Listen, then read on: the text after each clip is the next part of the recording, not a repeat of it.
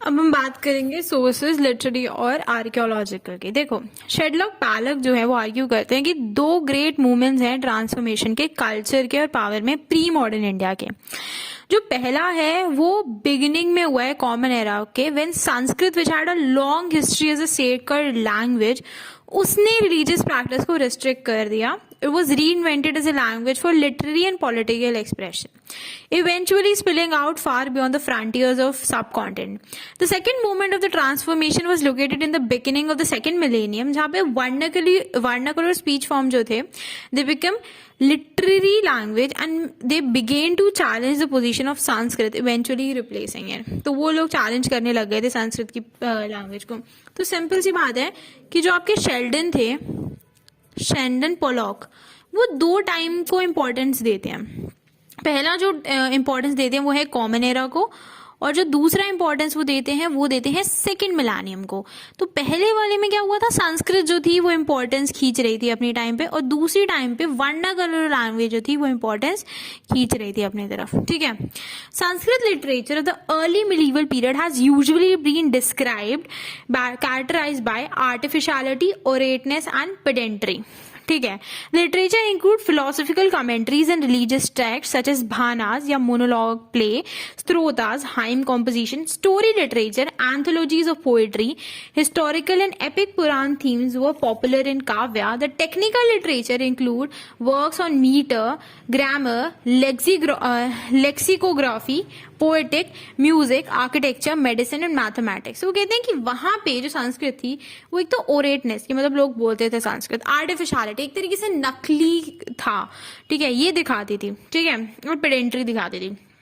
यहाँ पे जो लिटरेचर था वो philosophical commentaries, religious text, bhanas, stotras, story literature, anthologies poetry की हो गया, हिस्टोरिकल और एपिक पुराण हो गया, थीम जो पॉपुलर होते थे काव्य वगैरह में, इन सबको दिखाता है. जो टेक्निकल लिटरेचर होती है बेसिकली, उसमें metre, grammar, lexicography, poetics, music, architecture, mathematics और मेडिसिन की बात की गई थी. जो ग्रोथ है रीजनल पॉलिटीज की, वो कॉम्पोजिशन ऑफ रॉयल बायोग्राफीज में अकम्पाई कर रही थी कोर्ट पोएट्स के. बाना भट्टा की जो हर्षचरिता थी, it was a very well known work of the genre. वो उस टाइम का बहुत फेमस वर्क था जेनर का. ठीक है.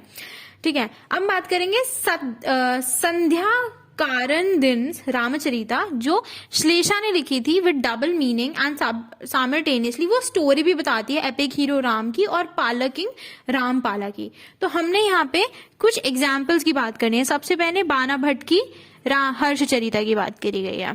ठीक है. उसके बाद हमने सेकेंड बात करी है यहाँ पे जो है संध्या करण दिन, करनन दिन. पहले है संध्या, फिर है करनन, मतलब करण के आगे एक और उसके आगे दिन की क्या, रामचरिता. तो ये तो दो हो गई संस्कृत की आपकी. ठीक है, अब आगे बात करते हैं. The few works of poetry woven around quasi historical themes और कैरेक्टर्स इंक्लूडेड पद्मा गुप्ता की नव साहा संका चरिता. ठीक है, तो ये तीसरी आपकी हो गई काव्य का काम. यह है पद्म गुप्ता की, इसका नाम है नवा साहा संका चरिता. ठीक है, अब बात करते हैं आगे. Which tells the tale of a king, Sindhu Raja Navasahasanka of Malwa and his winning of the hand of the princess and Shali Prabha. बिल्हाना ने विक्रम का देवचरिता लिखी थी. किसने लिखी थी? बिल्हाना ने लिखी थी. क्या नाम है इसका? विक्रम. आगे विक्रमन का देवचरिता. ठीक है. The eulogistic work about Vikramaditya sixth, the Chalukya king of Kalyani. Hemachandra की कुमार पाला चरिता. ये किसने लिखी है? हेमचंद्र ने लिखी है. हेमचंद्र की क्या नाम है इसका? इसका नाम है कुमार पाल चरिता. ठीक है. आगे संस्कृत और प्राकृतिक में लिखी हुई है. आगे देयर इज अनसर्टेनिटी. ये जो है स्टोरी बताती है कुमार पाल की, जो अनहाली वड़ा का राजा था, which illustrating the rules of grammar. This is an uncertainty about the authorship of incomplete Prithviraj Vijaya, which gives an account that victory of Prithviraj Chauhan over Muhammad of Gor या मोहम्मद गोरी चंद पृथ्वीराज रासो जो एक एपिक वोवन है जो एक्सप्लॉइट करती है same Chauhan king को। Kalhana Rajatarangini एक historical chronicle है रूलर्स ऑफ कश्मीर के बारे में। ठीक है, क्या एक हिस्टोरिकल क्रॉनिकल है रूलर्स ऑफ कश्मीर के बारे में from the earliest times up to the 12th century.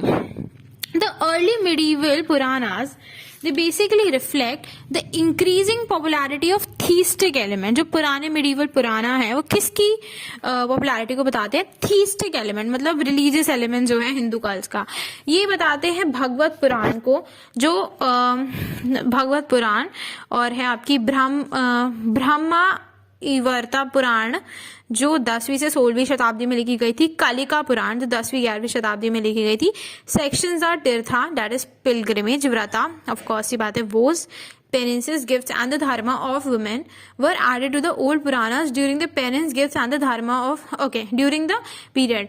The Upa Purana, many of which were composed in Eastern India, are even more valuable for the information they provide in popular belief. जो उपा पुराना है, many of which were composed in the earliest India, काफी सारी जो थी earliest India में compose की थी, they are even more valuable for the information, वो ज्यादा वैल्यूएबल है उस इंफॉर्मेशन को लेके जो वो पॉपुलर बिलीफ में दिखाती है, कस्टम्स एंड फेस्टिवल में दिखाती है. They can be use to trace the dialogue between brahmanical and non brahmanical ideas. वो ट्रेस करती है डायलॉग ब्राह्मणिकल और non brahmanical ideas, values, practices इन सब में, which resulted in the emergence of distinct regional cultural configuration. जो किसके बारे में बताती है? Distinct regional cultural configuration. A.D. Mathur has recently argued that in the early medieval period, Hindu law vyavaharah emerged from the shadow of dharma and established an independent identity. जो A.D. Mathur है उन्होंने recently argue करा है early medieval period में कि जो Hindu law है, ठीक है, वो शैडो ऑफ धर्मा से निकला है एंड स्टैब्लिश, वो अपनी खुद की इंडिपेंडेंट आइडेंटिटी स्टैब्लिश कर गया है. क्या? हिंदू लॉ निकला कहाँ से? धर्म से निकला है. This was accompanied by increasing formalisation of law and legal procedure and there was a tendency to empower the state to regulate and arbitrate in the social life of subjects including with regard to marriage issues. तो यहाँ पे कंपाइन हुआ है ये increasing formalisation से law के और लीगल प्रोसीजर के, और एक टेंडेंसी एम्पावर करने की स्टेट को कि वो रेगुलेट भी करे और आर्बिट्रेट भी करे सोशल लाइफ सब्जेक्ट की, including with regard to marriage issue. किस चीज को रिगार्ड करते हैं? मैरिज इशू को. एक large number of important and influential dharma shastra compilation, digest and commentaries were written around this period. बहुत सारी जो इम्पोर्टेंट और इन्फ्लुएंशियल धर्म शास्त्र है, कंपाइलेशन, डाइजेस्ट और कमेंट्री जो है वो लिखी गई हैं इस पीरियड के दौरान. द कंपाइलेशन इंक्लूड द चतुर्विम संहिता मता which put together the teachings of 24 law givers. तो इन कंपाइलेशन में चतुर्विम साहातिमीता की बात हुई है, जहां पे किसकी टीचिंग के बारे में बताया गया है? 24 लॉ गिवर्स की. जिमुतवाहना ने एक काम लिखा था प्रोसीजरल लॉ में, that is called Vyavahara Matrika, और एक digest of laws and inheritance जिसे हम कहते हैं दया भाग, which become extremely influential in Bengal. Major commentaries include those of Medhatithi, Govindaraja and Kulluka. Medhatithi 9वीं सेंचुरी की, गोविंदराजा 11वीं 12वीं की और कुलुकु 12वीं सेंचुरी की मनुस्मृति में. विजयनेश्वरा ऑफ 11th-12th सेंचुरी और अपरका 12th सेंचुरी की. ठीक है, ये दोनों कमेंट्रीज जो थी ये लिखी हैं ऑन यज्ञवल्क्य स्मृति में. Vijnaneshwara commentary titled by Mitakshara become एक अथॉरिटी बहुत सारे हिंदू लोग के एस्पेक्ट्स पे. अदर इंपॉर्टेंट धर्म शास्त्र वर्क इंक्लूड लक्ष्मीधारा कृत्य कल्पातरु 12th सेंचुरी का और देवना भट्टा स्मृति चंद्र का 11वीं और 12वीं सेंचुरी का. ठीक है, बहुत ज्यादा इंपॉर्टेंट वगैरह अदर इंपॉर्टेंट धर्म शास्त्र का काम जिसको हम कहते हैं लक्ष्मीधार कृत्य कल्पातरु 12वीं सेंचुरी का और देवना भट्टा स्मृति चंद्र का 11वीं 12वीं शताब्दी का. ज्यादातर जो प्राकृतिक का काम है इस पीरियड का आर जैना text in the Maharashtra dialect. ठीक है, ज्यादातर जो प्राकृतिक का काम है किसका इस पीरियड का, वो जैना टेक्स्ट में हमको मिलेगा महाराष्ट्र डायलेक्ट में. This language is mark bye artificiality and ornamentation. ये जो लैंग्वेज है किस चीज से मार्क होती है? ठीक है, किस चीज से मार्क होती है? आर्टिफिशियलिटी और ऑर्नामेंटेशन से। The few available Pali text show a strong Sanskrit influence. जो कुछ अवेलेबल पाली टेक्स्ट हैं वो एक स्ट्रॉन्ग संस्कृत इन्फ्लुएंस दिखाते हैं। Apabhramsha represent the last stage of Prakrit language. Last stage जो है प्राकृतिक लैंग्वेज की वो कौन दिखाती है? Apabhramsha. Out of which the various modern north Indian language emerge, जिसके थ्रू बहुत सारी modern north Indian language emerge कर गई। Apabhramsha work of this time include several text on Jaina doctrine and saint. Apabhramsha का जो काम है वर्क ऑफ दिस टाइम, वो बहुत सारा टेक्स्ट दिखाते हैं जैन की डॉक्ट्राइन को लेकर और संत को लेकर। एपिक पोएम, शॉर्ट स्टोरीज और दोहास भी उसमें लिखे हुए हैं। The devotional songs of Alvars and Nayanars and the hagiographies of the saints are among the important Tamil text. जो डिवोशनल टेक्स्ट हैं किस चीज के? अलवर्स के या नायनर्स के, और जो हेपियोग्राफीज है सेंट्स की वो इम्पॉर्टेंट तमिल टेक्स्ट है। Royal biographies include the anonymous Nandi कला कलम्बक्कम, ठीक है।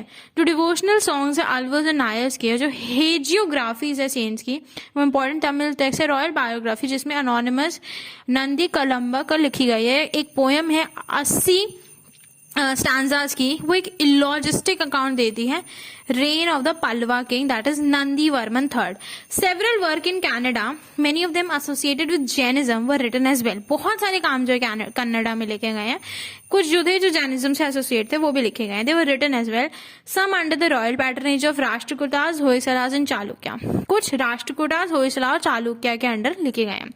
Literary sources offer both direct as well as indirect information. Literary sources में आपको डायरेक्ट इन्फॉर्मेशन भी मिलेगी और इनडायरेक्ट इन्फॉर्मेशन भी मिलेगी उसी टाइम की। एग्जाम्पल जो टेक्स्ट का है जो आपको डायरेक्ट इन्फॉर्मेशन देता है, ज्यादा आपको हिस्टोरिकल इन्फॉर्मेशन मिलेगी एनोनिमस उस टाइम की, बेसिकली वो है लेख पद्धति। एक काम है संस्कृत और प्राकृतिक लैंग्वेज का जो कंपोज करता है गुजरात, दो कंपोज है गुजरात में 13th सेंचुरी में, which contain models of various type of legal document, जिसमें मॉडल्स हैं बहुत सारे टाइप ऑफ लीगल डॉक्यूमेंट के।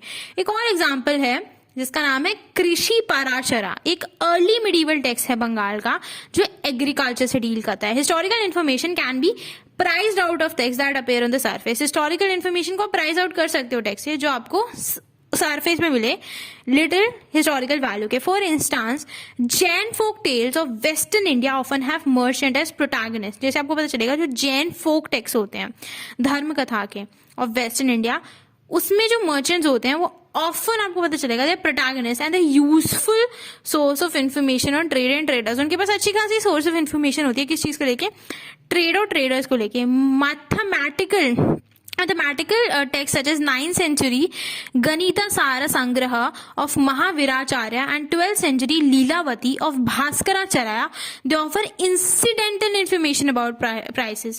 वो कह रहे हैं कि क्या कहते हैं, आपका 9th century में एक टेक्स्ट है, ध्यान से सुनना। वो कहते हैं देखो, there have merchants and protagonists, they're useful source of information in trade and traders. Mathematical texts such as 9th century Ganita Sangraha of Mahaviracharya और 12th century की लीलावती भास्कराचार्य की, वो इंसिडेंटल इन्फॉर्मेशन देती हैं आपको प्राइसेस, वेट्स और मेजर्स के बारे में, वेजेस और कॉइन के बारे में। Apart from indigenous text, Chinese in Arab accounts are useful. इसके अलावा कुछ चाइनीज और अरब अकाउंट्स भी यूजफुल सोर्सेज मिलेंगे किस चीज को लेके? इन्फॉर्मेशन को लेके अर्ली मिडीवल इंडिया की, ठीक है। अर्ली मिडीवल इंडिया की देखिए आपको इनके बारे में पता चलेगा, ठीक है। जैसे कि आपके ज़्वानज़ांग के अकाउंट है यिंग जिंग के अकाउंट है, बोथ ऑफ होम जो इंडिया में आए थे। एक यिंग जिंग का जो वर्क है बुद्धिस्ट डॉक्ट्राइन का लेकर practices India, while there gives an account and while the other provides brief biographical sketches 59 Chinese monk के जिन्होंने इंडिया आए थे 7th सेंचुरी में। जो इम्पोर्टेंट अरब वर्क है 9th-10th सेंचुरी का जो है राइटिंग ट्रेवलर्स और जोग्राफर्स की, जैसे कि आपका हो गया al Masudi, Sulaiman, al Zaid, al Biduri and Hawqal. Later Arab writers include al Biruni. Al Biruni is very important, okay. Al Idrisi, Muhammad Aufi and Ibn Battuta. Ibn Battuta is also very important, ठीक है। Such accounts are especially useful for the information on trade. As for the previous centuries, inscription continue to form a very major source of historical information for 600 to 1200 century. The interpretation of epigraphic data is in fact central to the major debate. जो interpretation है epigraphical data की, वो बहुत ही central है major debate को लेके concerning this period.